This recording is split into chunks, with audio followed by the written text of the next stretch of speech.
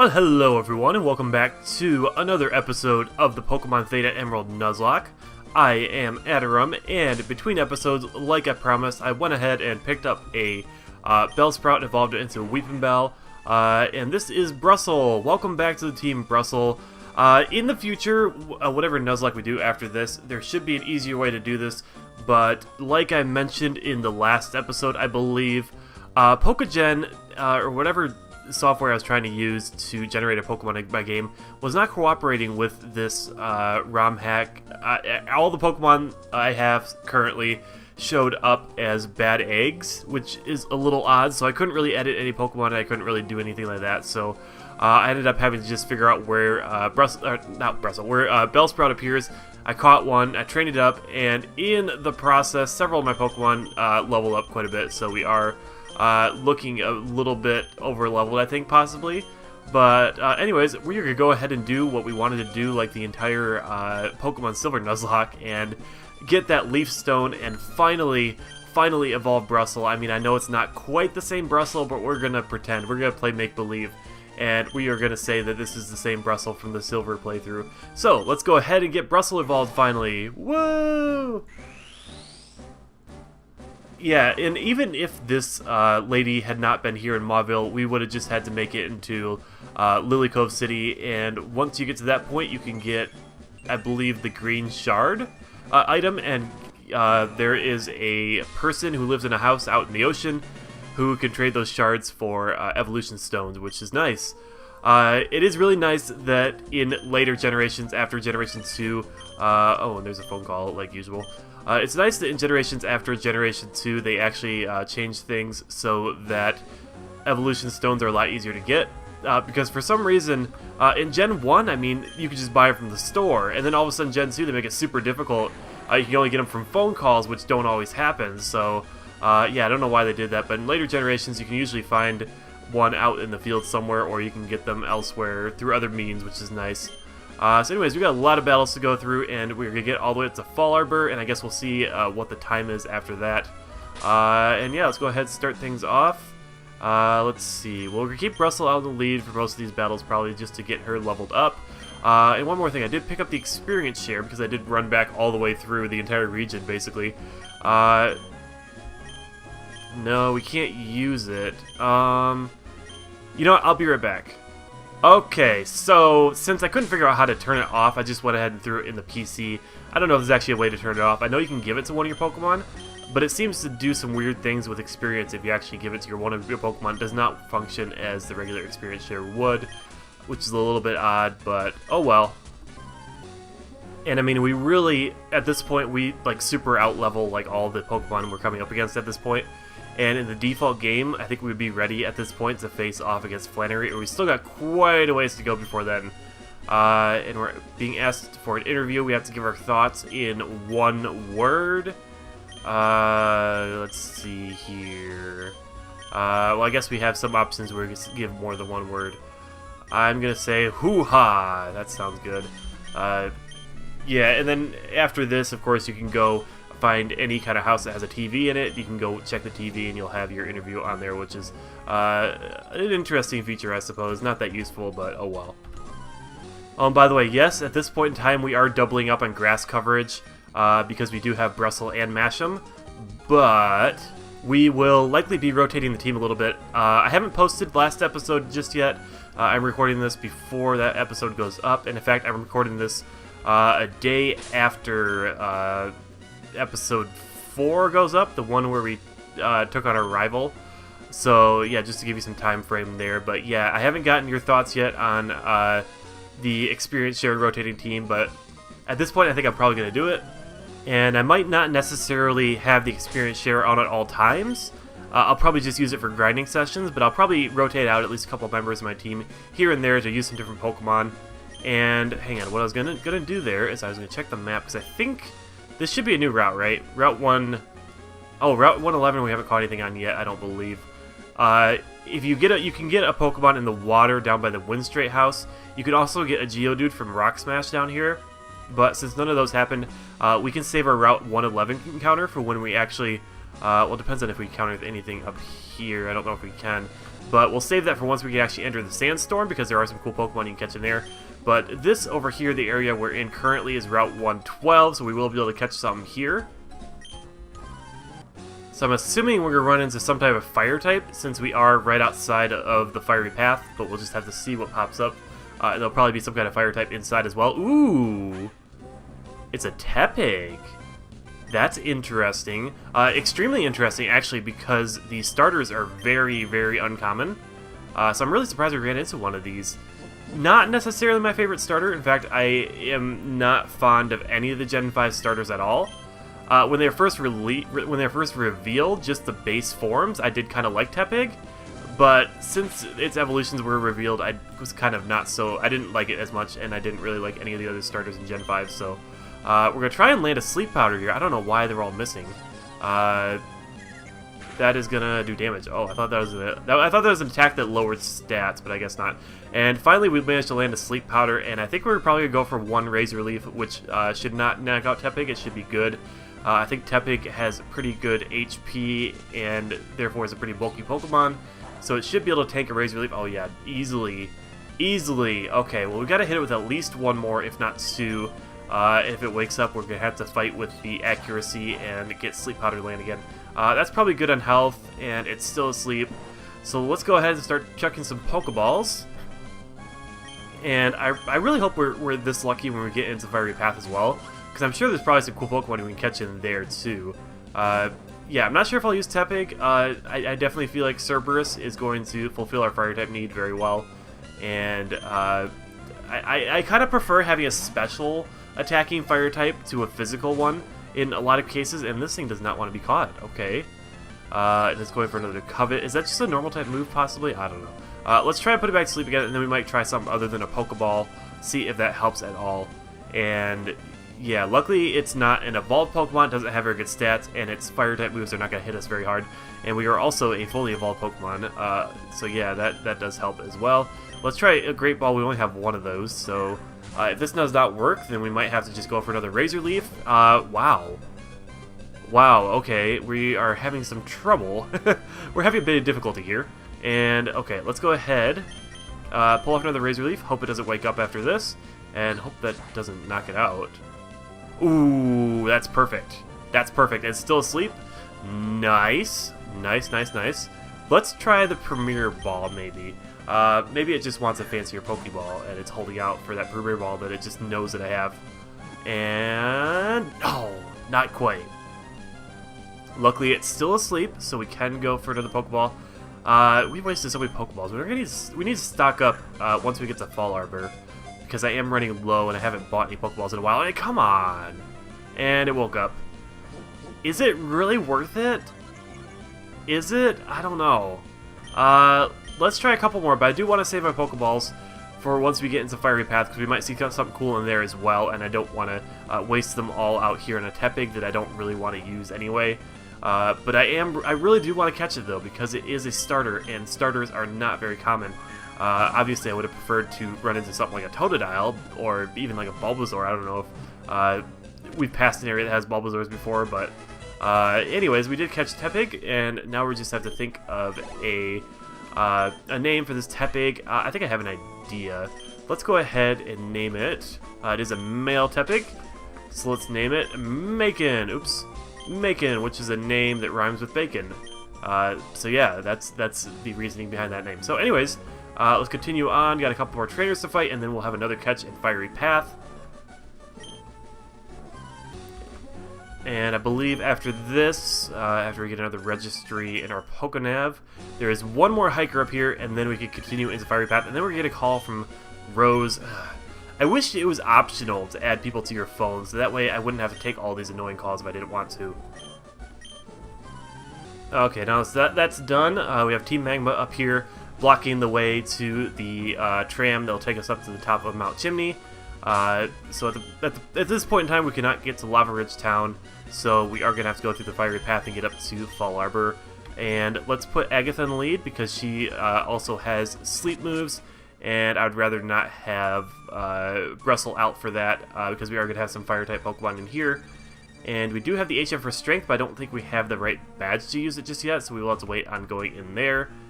And let's see what we can find over here. Our first encounter for the Fiery Path is going to be a Numel. Numel is a pretty cool Pokemon. I have used a Numel before. It is a Pokemon that can appear here by default, so it's not... Oh crap, I just used the wrong move. Oh crap, okay. I meant to go down to Hypnosis. I saw the H and I hit A and I was like, oh, whoops. Oh well, so we forfeited our catch for that area, but that's okay. We do have a very solid Fire type already. And this is still Route 112, so we already have a Pokemon from this area, so we will not be able to catch anything here. But, yeah. And that guy just had to rub it in that he caught some hot Pokemon in Fiery Path. And one of those Pokemon was a Litwick. Chandelure is actually one of my favorite Pokemon, so I'm kind of disappointed we didn't get a chance to catch one of those. But, oh well, that's okay. Okay, so back up a second. Did this trainer just say, please, I need a romantic battle? What does that even mean? I'm lost. I'm so confused. I don't know what that means. Wow, and I really feel like some of these trainers, especially like this cool trainer here, are a lot easier than they were in the default game. Like, I feel like the game is getting easier. I mean, especially with Watson's Gym and his Pokemon not being fully evolved, it just seems weird. Like, I don't remember... Yeah, I don't know. It just seems a little bit weird that the game seems to be easier than it is by default. I kind of, at this point, I'm almost wondering if I should have gone with the more recent release of this hack, because it is more difficult. But at the same time, I don't... It's hard to say, though. I guess maybe next time we do a hack, we might go for a more difficult one. Anyways, there are some trainers up here we can go into face off against, and luckily we were able to pick up both bikes, so we can go ahead and get up there easily. And I'm going to get rid of that bike because I don't like riding it around. I'd rather walk or run, and I believe we're going to have some rock-type trainers up here, so Mira is good for that. Rock or fighting-type trainers. And I still need to get a good Psychic-type move on Mira, because right now she has Psywave, and Psywave doesn't do super effective damage. It does a random amount of damage. I don't know what the interval is, but it does a random amount of damage. It does not do super effective damage, so it's not a great attack. It's kind of like Magnitude in that it does a random amount of damage, but I don't think it does as much. And like I said, it doesn't take into effect typing. It just hits neutrally against everything. Oh, and I did not mean to hit yes. You can get stuck in a loop here if you just keep mashing A, because this lady will keep insisting that you rest, and you'll never be able to leave. I'm sure there are some creepypastas out there about this. Not something I really pay that much attention to.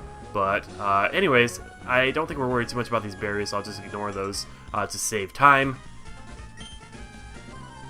Okay, so we had a trainer who wanted a romantic battle, and this trainer wanted an engagement. I'll have to make sure that my wife doesn't see this episode. No, I'm just kidding. I know that she meant, by engagement, she meant engage in battle. But yeah, I mean, the other trainer, though, that other piece of dialogue, you can't really explain that. I don't know what that's supposed to mean.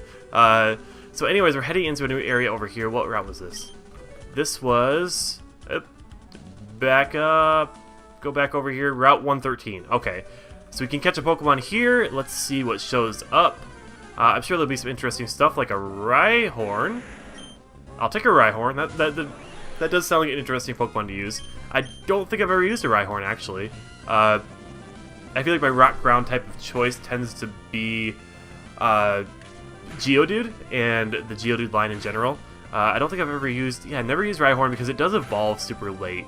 It doesn't evolve into Rhydon until level 42.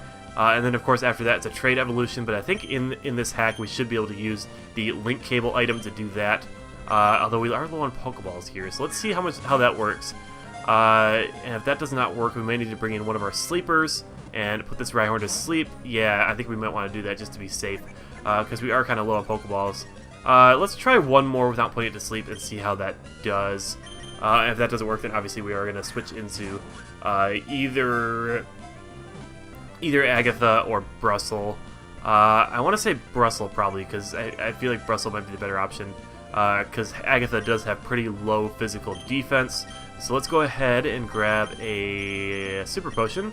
and heal up. Oh, wait, no, we already healed. That's right. I forgot that we had gone to that old lady's house and gotten healed up. So let's go ahead and send Brussel right in and get that sleep powder off and hopefully do a better job catching this Rhyhorn. Okay, it's going to lower our speed, which we don't really care about. Let's go ahead and get that sleep powder off. And it actually hit for the first time this time. I didn't have to go and try and use it like 5 times before it hit, so that's nice. And now that it's asleep, that we should be able to catch it a lot easier. I don't know what kind of catch rate that Rhyhorn has because I don't think I've ever bothered trying to get one. Other than maybe for Pokedex completion, I feel like they are in the Safari Zone most of the time. So, yeah, so they do need to be fairly catchable by Safari Balls without being weakened, so I can't imagine their catch rate is too terribly low. So, anyways, we gotta come up with a good nickname for a Rhyhorn. So yeah, let me go ahead and see if I can figure something out here.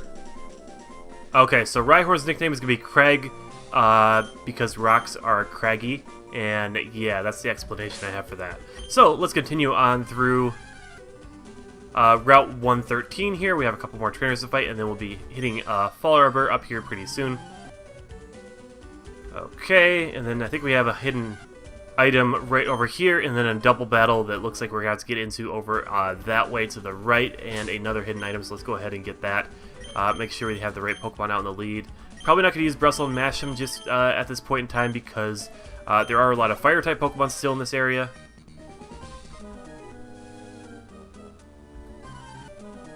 Okay, and then that guy's going to run across that item, so now we have to go all the way back. Yeah, I think we have to run all the way around to get that. Or actually, we can just go up this way, I suppose. That does make it a little bit easier. And let's see what that item is. It's a nugget. Ooh, that's nice. We can go sell that for a handy 4,900 Poké Dollars. Even though we do have quite a bit of money right now, so that's not quite that necessary. I mean, I don't know. We're still up at, what are we at? We have 63,216 Poké Dollars. We are going to need to stock up on Pokeballs, but we aren't doing too bad. Not too bad at all. I guess we're going to leave Mirror out in the lead. I wanted to give some other Pokemon some experience, but oh well. And what does this sign say? Trainer tips. Oh yeah, trainer tips. Trainer tips are usually not that useful if you already know what you're doing.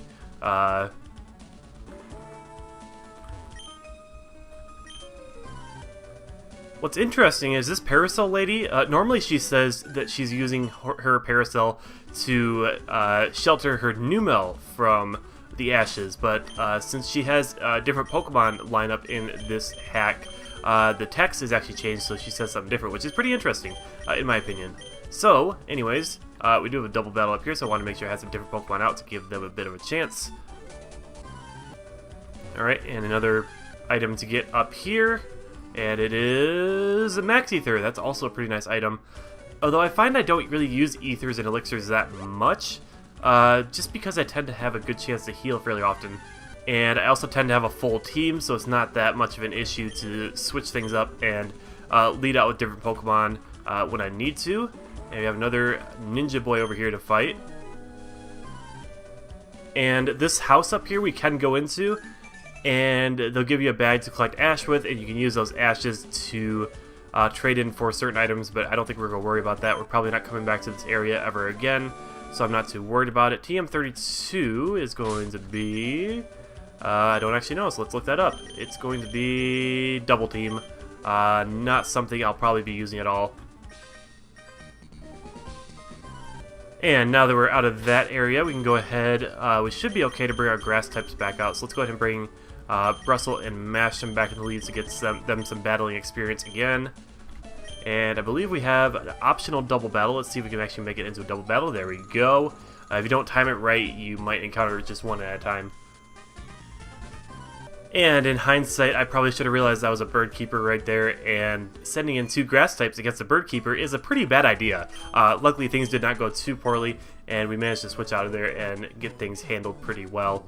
So let's go ahead and heal up, and then we're going to see that there's a strange lady in front of the computer over there. If we talk to her, we're going to find out that she is... Wait for it. Wait for it. Oh, she's Lynette. And she is the first creator of a PC storage system that's not Bill. And yeah, she did create the storage system here, so if we go into the PC now, it still says someone's PC. So maybe she didn't tell us yet that she's the one who created the PC system. Okay, that's kind of weird. So let's go ahead, since I mentioned it, let's go ahead and get into the Pokemart and buy up some items like I mentioned I would. We can buy Ultra Balls at this point, so let's actually stock up on a couple of those. We do have lots of money, so we are good on that front. And let's grab some more Great Balls as well. And I think we're good on Pokeballs. Actually, let's go ahead and grab 10 of those and get a bonus Premier Ball as well. And yeah, let's go ahead and also stock up on some Super Potions just in case we need them. And we still have lots of money. Revives are, of course, useless to us. Full Heals, we can get Full Heals already. So let's go ahead and stock up on those. Full Heals are always useful. And nothing else we really need at this point. So I think we're good. And let's head on out of here. And then we have another route full of trainers to fight before we get to Meteor Falls. Is there any? Do I need to go in this house at all? What is this house? The Move Tutor. We don't really need to go there yet. You actually need heart scales to do anything in there, and we do not have any heart scales at this point in time. So we will not be doing that just yet. I did not mean to go in here. Nothing really we can do in there at this point either. Okay, and then over here, this guy's gonna give us a TM for Roar, which I don't think we'll really have a use for. Because it's really just used to make enemy Pokemon flee, and that's not generally something we want to be doing, so we probably won't be doing that. This guy's not usually here, is he? What does he sell? Ah, he sells the Mega Stones for the Hoenn starters. Of course, we don't have the Hoenn starters because I edited the starters. So hopefully at some point here we can get the Mega Stone for Houndoom. It'd also be nice to get one for Gengar as well, but we'll just have to see. I don't know if I'll look up the locations for those, because that feels like it might be kind of cheaty. We'll see. I would say let me know in the comments what you think, but there's a good chance I'll probably record the next episode of this before this one goes up, so I don't know how useful that would be, but yeah, I think I might just go ahead and do it anyway. Because you can't really see them on the ground, really. I mean, I don't even think they even leave like a little sparkle like they do in the 3DS games. So, I mean, I could always use the item finder if I really wanted to, but I don't know. I always forget to use it, and I'd have to run back to like every area I've been to before. So, anyways, we are on a new route here, so we can catch something here. Let's go ahead and leave Brestle out in the lead, and let's see what we encounter. And it's a Misdreavus. That's incredibly interesting. Not the kind of Pokemon I expect to find over here. So let's of course start things off by putting it to sleep. And can we really hit it with anything? Or should I just throw an Ultra Ball possibly? We're probably just gonna throw an Ultra Ball. But yeah, Misdreavus. This is the kind of Pokemon I'd expect to see over in gee, what's the name of the place? The tower, the Pokemon Tower equivalent in Ruby, Sapphire, Emerald. I don't remember the name of it at this point. Ooh, and that's not going to cut it, is it? But, yeah, I'd expect to see Misdreavus over there. This seems like a weird place to have a ghost type. Let's hope that doesn't kill it. Oh, that's not very effective, so that's not going to do very much at all. Although we did lower its special defense, so we can probably only hit it with one more of those. And it's going to use Astonish. Okay, that's fine. Just don't use anything funny like Perish Song or, I don't know, whatever the heck you might... Oh! Oh...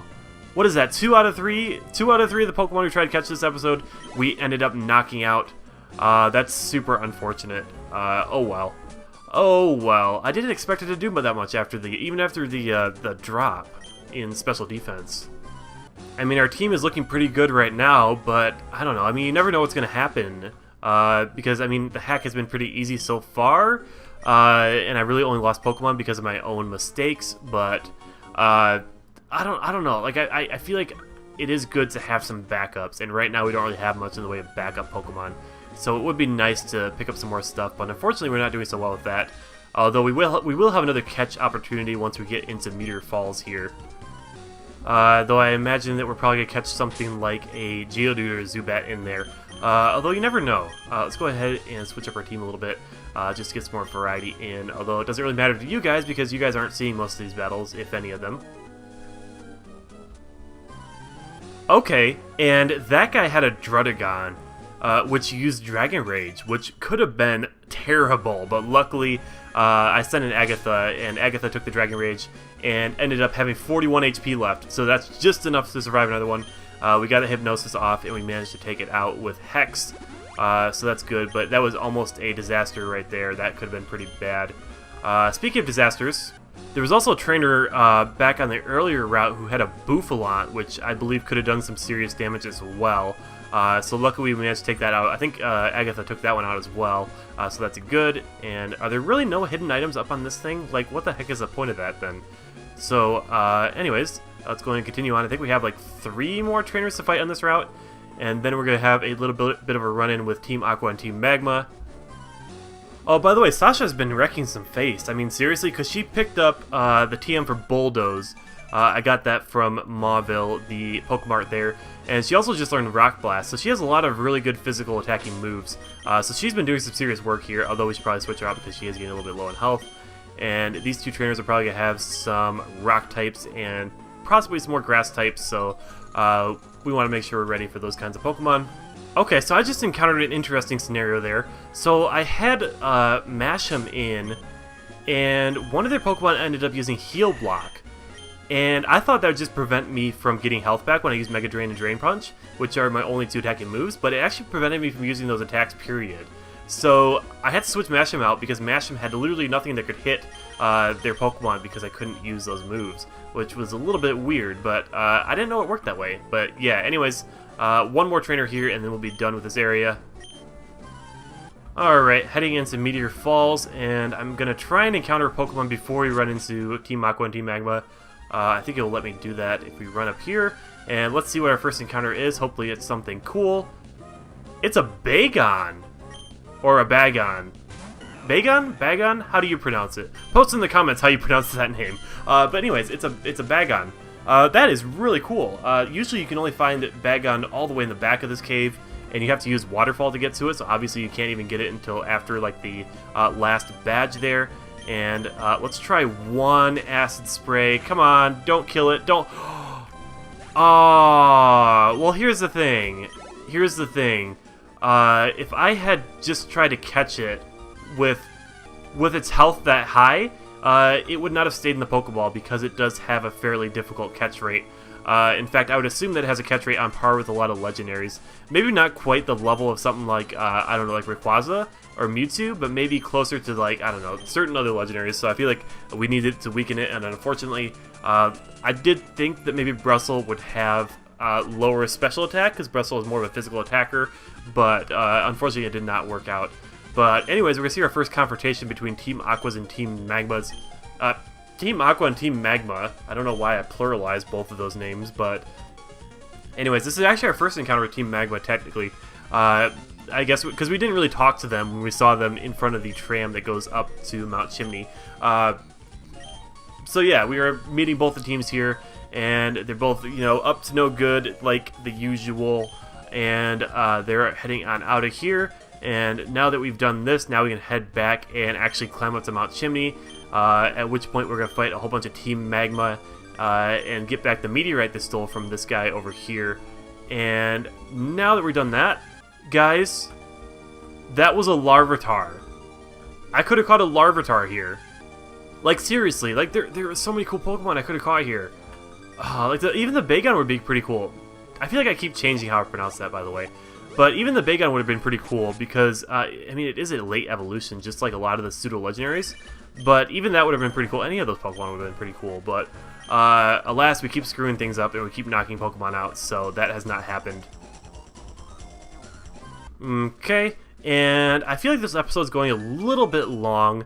My timer says 44 minutes right now, but I do have quite a few random battles to cut out, and I do also have the process of me nicknaming my Pokemon to cut out as well, so we should be okay on that front. This might go up to, I don't know, like 35 minutes or something like that, although it's hard to say for sure. So I don't want to give an exact number on how long I think this episode will be, because then I'll post it and someone will be like, hey, you said this episode would be 35 minutes and it's actually 41 minutes. Oh, rage, I'm so mad at you. Unsubscribe, dislike video, blah blah blah. But I do believe that was our last trainer encounter for this episode. we're just going to head down towards Rustboro, and that's where we're going to end it off there. And then in between episodes, I'm going to go ahead and run all the way back over to the entrance to Mount Chimney, and we'll start the episode off by the little tram that takes you up the mountain. And yeah, I think that's going to be it for this episode. Not a whole lot happened in this video. I mean, a lot happened in terms of we had a lot of trainer battles, and we had an evolution and only one catch out of... How many encounters did we have? We had like 4 encounters, and we only caught 1 of them, so that's a little bit sad. And we did get 1 evolution. We got an old friend back, so that's nice. But next episode, we are going to be taking on Team Magma and Maxie, and then probably taking on Flannery as well, because that's going to be coming up right after that. So anyways, thanks so much for watching, guys. I hope you enjoyed, and I'll see you in the next episode of the Pokemon Theta Emerald Nuzlocke.